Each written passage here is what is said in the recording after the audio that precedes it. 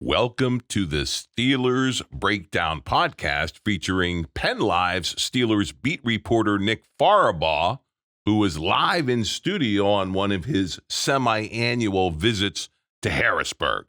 And just in time because of wild speculation has been shrouding the Steelers' offseason plans. There are reports out there involving everybody from Trevor Lawrence, that the Steelers testing the interest in a trade there. Matthew Stafford, Aaron Rodgers, Daniel Jones. And, of course, we have our two quarterbacks who played last season for the Steelers, Justin Fields and Russell Wilson, still in the mix, and reports that the team is split on those two and the plans for those. So, first of all, Nick, describe the scenario of the offseason, especially this time in the offseason where there's sort of a lull in hard information. Why is there so much speculation? Why does so much of it involve the Steelers?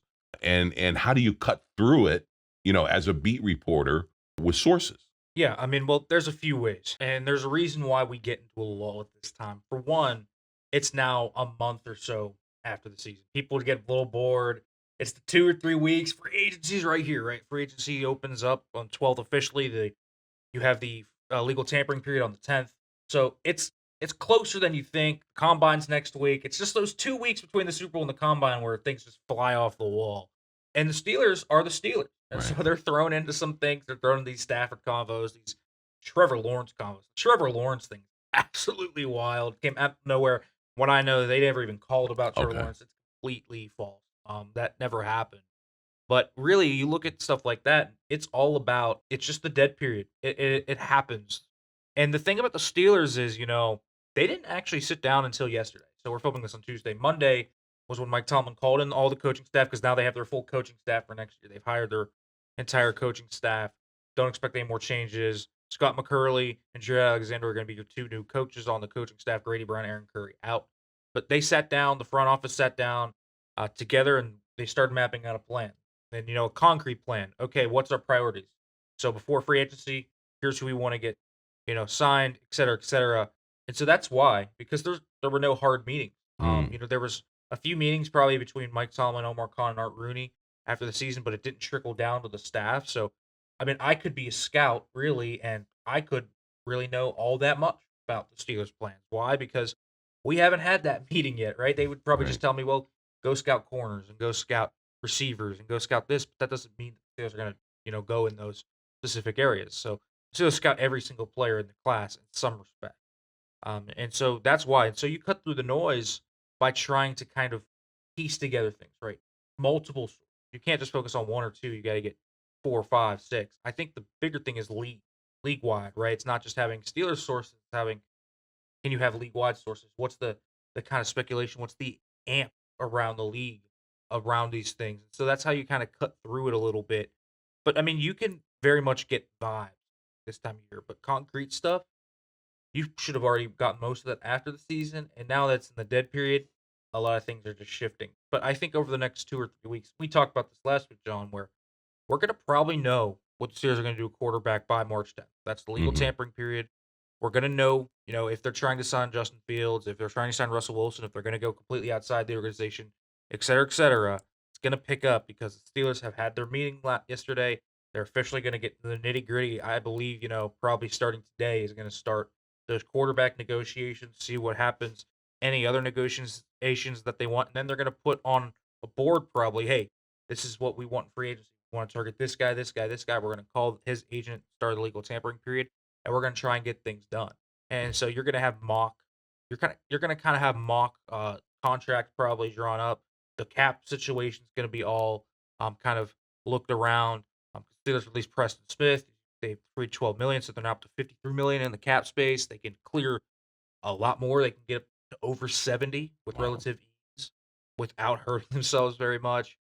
They can, with restructures, they can get even up more. With a TJ Watt extension, you have even more. There's so many ways they can create cap space. So they're just setting the landing kind of here, and we're going to get into the nitty gritty of the offseason. But it's the dead period. It's a 2-week dead period between the Super Bowl and the Combine, and that is when things kind of hit the fan in terms of speculation. But we will hear a lot out of the Combine because it's like a big work meeting, and people talk to people. We'll hear a lot more out of it. Cool. I just think, as a reporter, on the news side, I sort of grew up on the news side of reporting.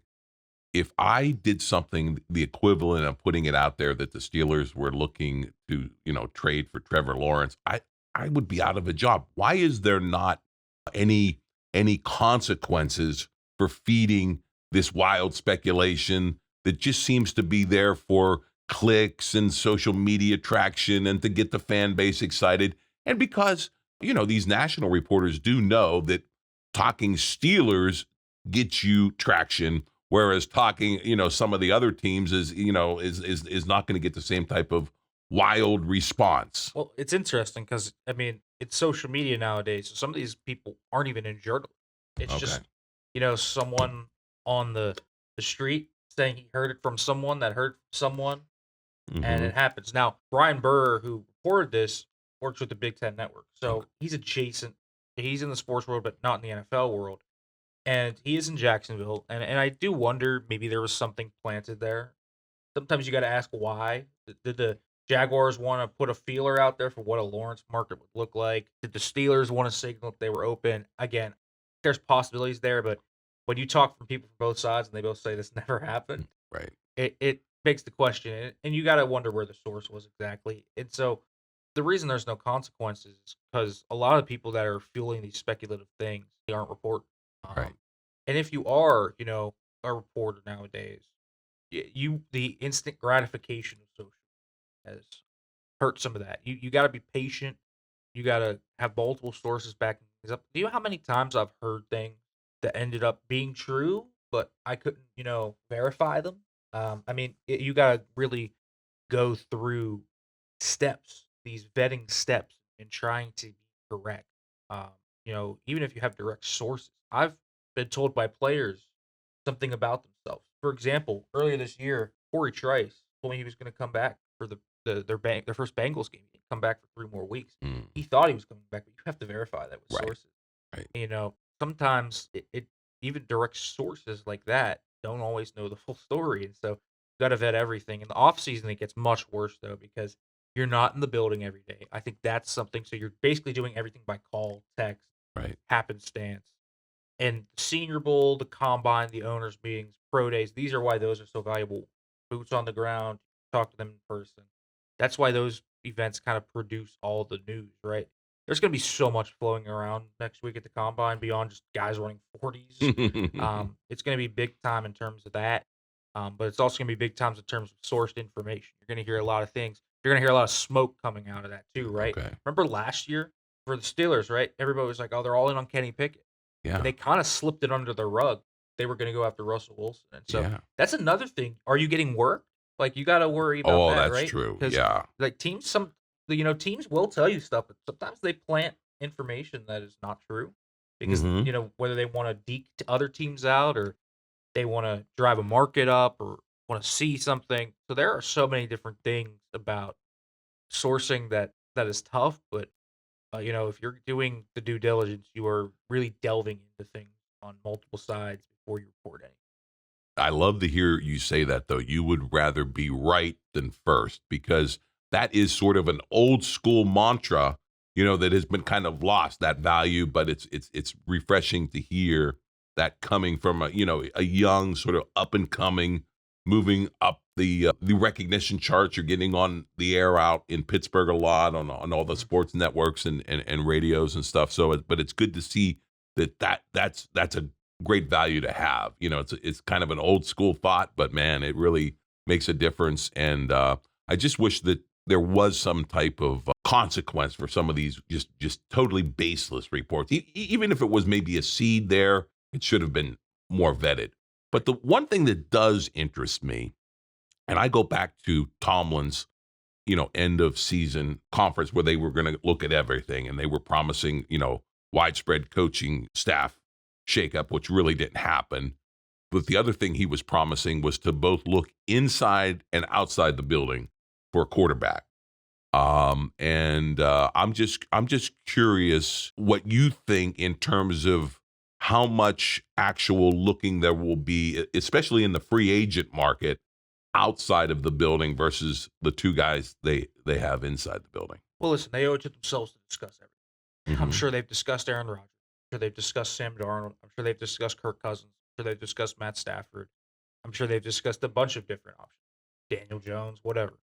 How serious are those inquiries? I don't know. Art Rooney literally said he wanted to sign one of Russell Justin Fields. And Art Rooney's word is pretty sterling. Last year, little different in the way, but he left that door open to the outside quarterback. Russ comes in. They wanted to still work with Kenny Pickett. Pickett requests a trade. I mean, some things happen like that, right? Where you don't foresee an event happening, and you have to shift on the fly. So you just have to shift on the fly. That's why they acquire Justin. And so stuff like that happens. I think they're going to look to try and get one of those guys. I said that for a long time. They've already talked with the agents. They've already talked with the teams. They're getting rough numbers. Now, if those numbers come in and they don't love, if they think Justin Fields is going to offer too much or Justin Fields wants to test the open market, they don't want to pay Russell Wilson a ton of money or Russell Wilson wants a multi-year deal and they don't want to give him a multi-year deal. There's so many different things that kind of come down on both those things. So you have to owe it to yourself to look a little bit outside, right? I also think, when you have someone like Stafford, who, I mean, let's be real here, he's just in a different stratosphere than all the other options to me. I know he's old, but he's not a declining player. He's still playing at a very high level. He could fall off next year. He's going to be 37, 38. And so he could easily fall off next year when you take a risk on older quarterbacks like that. And the Jets learned the hard way with Aaron Rodgers. Still elite when they got him. He tore his Achilles. Same thing happened with the Falcons, right? They signed Kirk Cousins as this big deal. He tears his Achilles the year before. Not the same player. And so that is a risk. But, Stafford is the type of guy that could actually maximize a 1-2 year window for the field. But what's the cost of that? How can you vet that? Et cetera, et cetera. I also think you look at the draft, as an option. How do you like the draft? You know, would you consider if Shador Sanders or Cam Ward got to a certain point in the draft? Would you consider trade up? Again, I don't think they're going to do that. I don't really see them going after Stafford. I don't really see them going after a draft pick in the first round. I don't really see them going after a lot of those outside names. But they have to have Plan A, Plan B, Plan C. Hmm. Plan C is probably an outside guy. I think Plan A is Justin Fields. I think Plan B is Russell Wilson. And I think Plan C, is probably one of those guys that's outside the market. And we'll see. I think they'll owe it to themselves. I think they want to get this done though before free agency. As we've talked about here, I think they want Justin Fields to be that guy. But hey, Justin Fields is going to want to have to sign before free agency. What if he gets a big time offer on the open market? Are the Steelers willing to guarantee him the starting job? I know that's the one thing Justin Fields wants. Justin Fields to start next year. If the Steelers are willing to give him that, willing to give him a competitive offer, I do think that is going to get done before free agency. But Hmm. again, are they willing to do it? We don't know. I don't think they've gotten into the nitty gritty of negotiations. They've just kind of, you know, cursory things been, we're interested. All these things are cool. Where do we go from here? And I think we're Right. going to find out very quickly over the next 2 weeks, especially at the combine, because agents are in, with all the front office members. I'm sure Omar Khan, Mike Tomlin, the front office will sit down with Justin Fields and Russell Wilson's agents, and they're going to figure out, okay, this is what the numbers are. This is where we go. And if they feel it's tenable on one or the other, one of those guys is probably going to be your starter. If not, the Wild West comes. And if the Wild West comes, I mean, I don't know what will happen. We'll see there. Okay. That's interesting. And the other thing for me, just as someone who's observed a lot of off seasons for the Steelers, is the it's literally like an open threat from elements of the fan base saying, don't run it back with Russell Wilson. Wilson has fairly or unfairly taken a lot of the blame for that end of the season swoon and another one and done in the playoffs. And there's a lot of fans out there basically saying they're, and this could be hyperbole. This could be a lot of talk, but I haven't seen it to this level where they're saying I'm done with the Steelers if they run it back with Russell Wilson. It's almost like a threat, and I've never really seen that with the Steelers to the extent that that's out there. Does that get into the building when when you have a Rooney and a Tomlin and an Omar Khan sitting down? I mean, I'm sure it's discussed. I think it may be discussed in times in humorous remarks. If you don't think that they see what's happening on Twitter, for example, they see Mike Tomlin hears some of the noise. He shuts it out and just kind of laughs at it, but he hears it. They know what's coming, but I don't think it affects their decision. I don't think the fact that some people are like, "Don't sign Russell Wilson" is going to affect them if they want Russell Wilson. Listen, there's another segment that doesn't want to sign Justin Fields. I mean, Right. it's divisive. I really look at the quarterback situation though, and to all the fans that are like, "This would be terrible. This would be terrible." I mean, is there really an option that is that good? I mean, There you go. I really okay. People, say, "Oh, they sign Aaron Rodgers. I'm done." Okay, is Kirk Cousins any better? I guess he is because you would get him on the vet min. What's the difference between signing Russ, signing Rodgers, signing Cousins, signing anybody, really? I mean, Darnold is an interesting option, I guess, but you're going to have to pay him 35, 40 million. I don't want to be the team to do that. I don't really think Rodgers is an appealing option, but Kirk Cousins on the vet min, I guess, is fine. But the tape last year was terrible. Is that an appealing option? We saw Russ have higher highs. I mean, this is why I feel like every time we talk about outside options, it's like, who? I mean, again, I talk about Stafford, and I feel like he could be a player you can maximize your window with, but what's the cost? Are you going to have to give up a first-round pick? I think that's a tough one to swallow for the Steelers. I understand you take a swing at some point, but what about the argument that a first round in this draft is not that valuable? That maybe there's 15 really first round guys in this draft, and given a first round in this draft is expendable. Maybe. I mean, I guess it's not as top heavy as a lot of other classes were, but there's a lot of depth to it. I mean, you're still going to get a round 1, round 2 player at 21. And I mean, when you get to 21 anyways in most drafts, you're not really getting a bona fide stud, right? You're not getting a certain all-pro. You're kind of trying to hit the margins. You're probably drafting a little bit of a rawer player that needs a little bit of coaching. And so I guess you can make that argument, but first-round picks are still very valuable in football, especially for the Steelers. Where they're at with how they are kind of aging out on defense, they need young players. They need to build up that defensive line. They need to get a receiver, corner.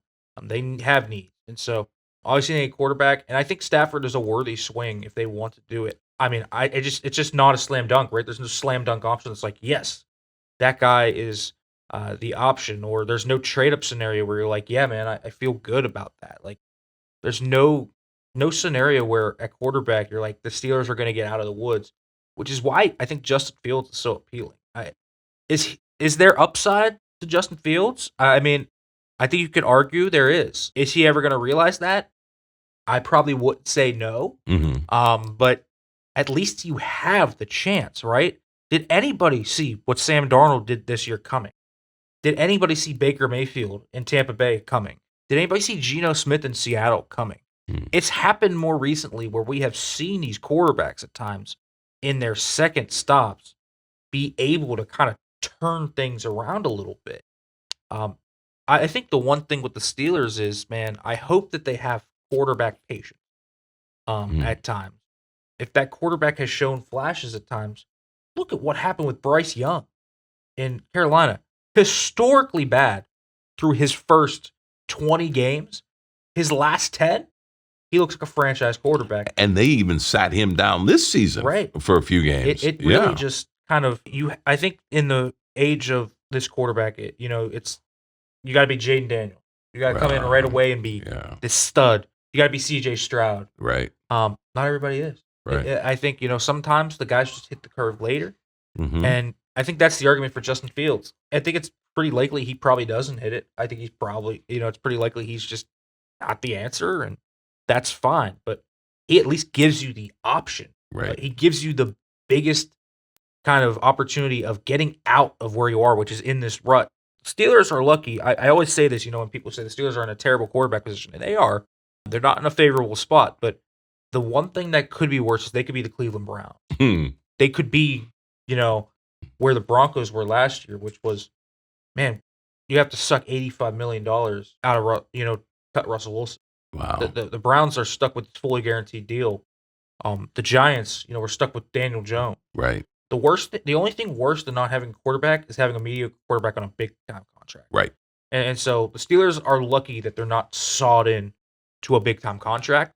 And so I think that's one thing they have for them. They have flexibility to make moves like that. So they'll have to take that quarterback swing at some point. But let's be real, guys. This offseason, Right. it's probably not coming because there's really no option. Well, everybody's thinking that swing is going to come in 2026 when the draft is in Pittsburgh. And, just how cinematic that would be for them to make a big, bold move for the franchise quarterback, in that draft, in that venue, in front of all those Yinzers. That would be historic. But that doesn't preclude them going out for a guy like Stafford because, even with that rookie coming in, the plan might not be to start him right away anyway. You know what I mean? I mean, it doesn't. Now, listen, I will say, I've poked around the Stafford thing. I haven't really heard the Steelers very interested in the idea of it. So even if he is available, I wouldn't really get your hopes up for it. I think from common sense standpoint, where I'm thinking, Stafford landing spots, I think the Steelers are pretty high on the list for Stafford and for common sense reasons, but I haven't heard a ton of interest from the Steelers side in that. Okay. All I've heard for a lot of it is Justin Fields, Russell Wilson, Right. split. There's even a sentiment in the Steelers organization that no one's really happy with either Justin Fields or Russell Wilson, but then they go and they talk about outside options. They're like, oh, yeah, that's why we're probably going with one of these two because there's just not many good outside options. And so, it doesn't preclude them from going for Stafford. I think there's an argument for Stafford. I do. But I do think when it's all said and done, we're going to see the Steelers probably having one of Justin Fields or Russell Wilson back, and probably going to be pretty uninspiring in that regard because it basically is running it back, same quarterback. But I will say this, signing Aaron Rodgers just for the sake of change. Signing Kirk Cousins just for the sake of change, signing Sam Darnold just for the sake of change, is that really some appealing thing that's like a panacea to the cures? It's not a panacea to the offense. It's like, it's fine, but you're just making change to make change at some point. Right. So I think, when you look at Russell Wilson, Justin Fields, they're two of the better options on that market, and you would just rather kind of stick with some familiarity there because 2025, the Steelers are just in a really odd spot. And I don't know if we've kind of talked about this, but, we did talk a little bit about how I would want to set up the roster because if you have in mind in your future that you want to go out and make that swing in 26 at quarterback, whether that's through free agency or whether that's with the draft. You want to build up your team around that quarterback. You need a running back, you need a receiver, you need D-line, you need a corner. Okay, those are the four big needs we talked about this offseason for the Steelers. They should be focused on doing that. They should be focused on reinforcing the offensive line. They should be focused on fixing those ills because when that quarterback comes in 2026 at that point, you can QB-proof the offense. I love this idea of quarterback proofing. I think this is what the Vikings have done so well. The Vikings aren't the flashiest team when you look at their roster defensively. When you look at their offensive roster, though, look at it. Look who they have. Their tackles are exceptional. Darisaw and O'Neal are really good players. They have T.J. Hawkinson at tight end. They have Justin Jefferson and Jordan Addison. They have two legitimate wide receivers, and they have a rock star play caller in Kevin O'Connell. They QB-proofed that offense. Sam Darnold was in a great spot. And you look at Baker Mayfield. It's with Dave Canales, now head coach of the Carolina Panthers. He had Mike Evans. He had Chris Godwin. He had Tristan Wirfs. He had really good players. Donovan Smith is the other tackle. He had really good players across his offensive line and a good play caller. QB-proofing your offense. Also look at the Seahawks with Geno Smith, DK Metcalf, Tyler Lockett. You have all these really good players around him. Didn't have the offensive line. Geno Smith just elevated himself in that regard. But I look at that and I say, you QB-proof your offense. How do you win without a franchise quarterback? You build it up. Even Jalen Hurts with the Eagles, when we were talking about this, I think Jalen Hurts has now turned himself into a franchise quarterback. But young Jalen Hurts was definitely rough around the edges. He was talented, but rough around the edges. And they gave him an environment to build, develop, and become something. Same thing with Brock Purdy. He was able to build himself, develop, and now he's become something much better than that. And so when we are talking about ideal environments, you can look at scenarios, you can look at all of that. But when you look at how quarterbacks develop, how they have these breakouts, there's commonalities. It's the talent around them offensively. The play calling, the scheme is so strong that they play well. And so if the Steelers want to win in this league, with a young quarterback or with a Justin Fields-like player, you got to build up this roster. So whoever is the quarterback this year, with Fields, Wilson, et cetera, give them receivers, give them another, I think, a speed running back to hit off explosive chunk plays. And I don't think people, are like, oh, you got to put more into the defense, really? I mean, corner's a black hole outside of Joey Porter Jr., one. Two, they need defensive linemen. They're going to cut Larry Ogunjobi. Keanu Benton's playing out of position. If you build up D-line and corner and that defense becomes what we thought it would be, and Mike Tomlin goes back to some of the schematics he's done in the past because it's in him, but they just spot dropped cover 3 a lot, cover 1. It was basic last year. We talked about that. There are things that they can do to build this roster out and make it a pretty good roster. They can build the depth out. And I think that's the biggest thing they got to do this offseason. It's got to be everything but quarterback, basically. How can you build this roster to set it up for success? Because the clock's running. Sand is coming. The hourglass is coming. TJ Watt's 30. Yeah. Cam Hayward is 36 this year. Minka Fitzpatrick is going to be 29 and already looks like he could potentially be on the downslope of his career. Damn. Like, your defensive superstars are not getting any younger. Right. And so the clock's running. You got to beat it. Right. So that's going to be the big thing for the Steelers. And, obviously the biggest deficiency this past season was at wide receiver. And we just saw the Bengals make a move regarding T. Higgins to sort of preclude him from ever wearing the black and gold. Talk about that move that they made there. And you kind of laid out how those positions will be addressed, some in free agency and some in the draft, and sort of break that down of how you see those, that reconstruction to try to capture that window for some of our stars is going to be done this offseason. Yeah, I mean, I think the Steelers are in a tough spot at wide receiver. I don't love the market. I think a lot of the options have significant questions about them. So I think the top guys on the market are going to be Chris Godwin and Devontae Adams. No T. Higgins, not really unexpected. I expected the tag. But Godwin coming off a dislocated ankle, even though he was going to have a career year, he had almost 600 yards through 7 games. Really, really good player if he's healthy, but he feels like he's going to go back to Bay. It's kind of his career home. As good as a signing as it would be for the Steelers. Devontae Adams, I think, is a little more plausible. Steelers tried to trade for him, obviously. I could see that happening. But you look at the rest of the options, and really, Deebo Samuel, really good yak player, but he's a physical player. He's getting worn down. The injuries, is he on the downslope of his career? Cooper Kupp, the injuries, probably on the downslope of his career. Amari Cooper, probably on the downslope of his career. Stephon Diggs, coming off a torn ACL. Keenan Allen, probably on the downslope of his career.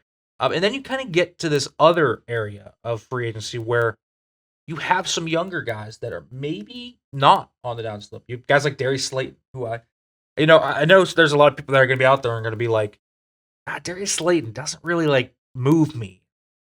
I get it, but the Steelers got wide receiver 4, wide receiver 5 production out of their second outside spot last year. Van Jefferson gave them nothing. Darius Slayton has consistently at least made lemonade out of nothing, basically.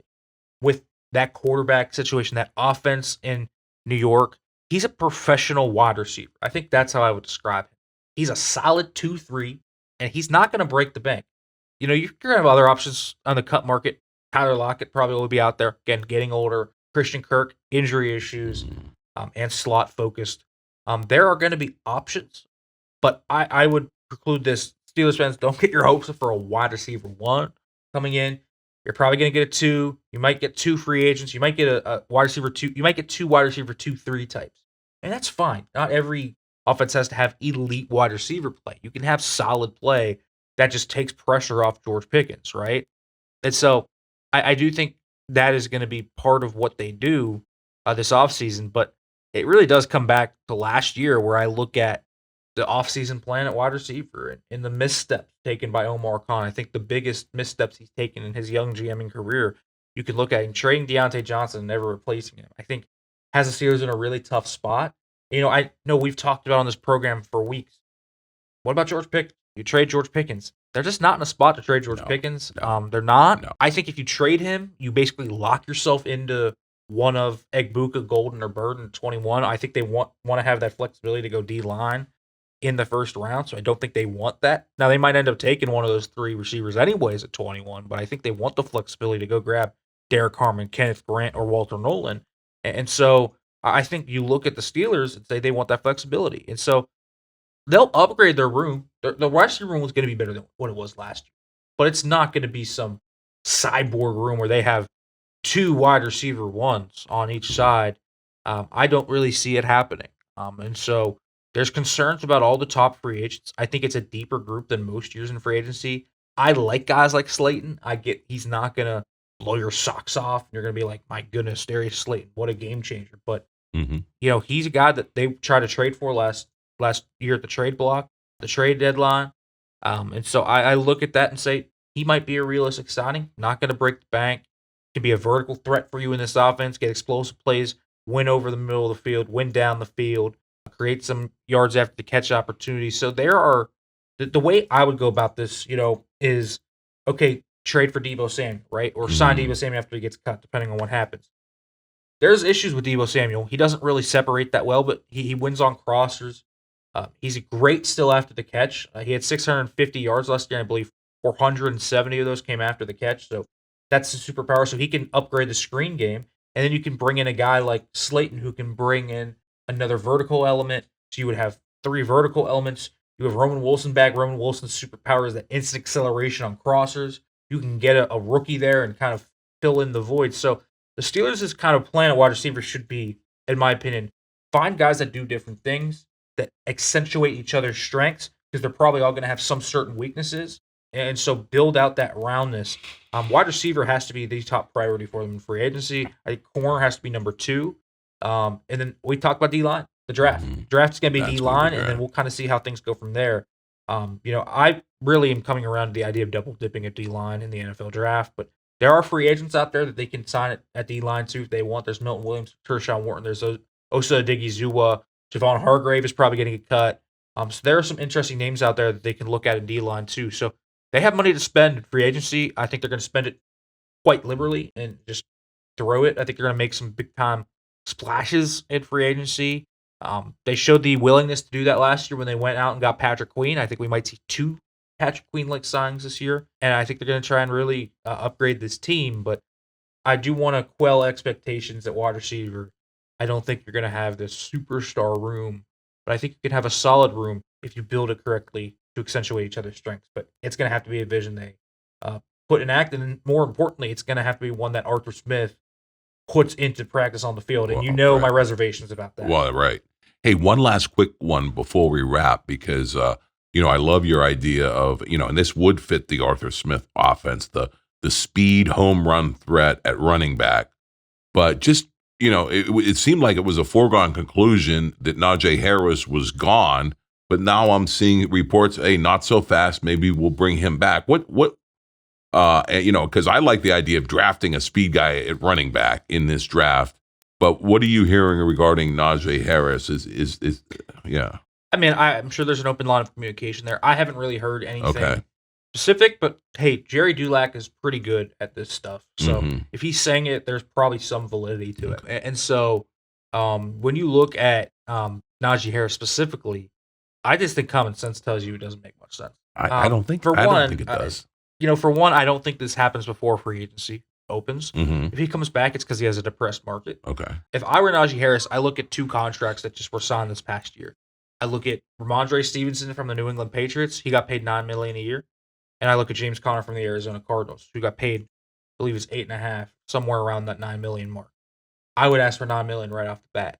If I'm Najee Harris, I view myself as a similar player to those. And listen, the free agency market this year at running back, not great, right? Is Aaron Jones going to hit the market? We'll see. Minnesota's talking with him already. It's just not a great market. So Najee Harris is probably going to have a team that's probably going to be willing to get him in, whether he goes, the Raiders, whether he goes somewhere else.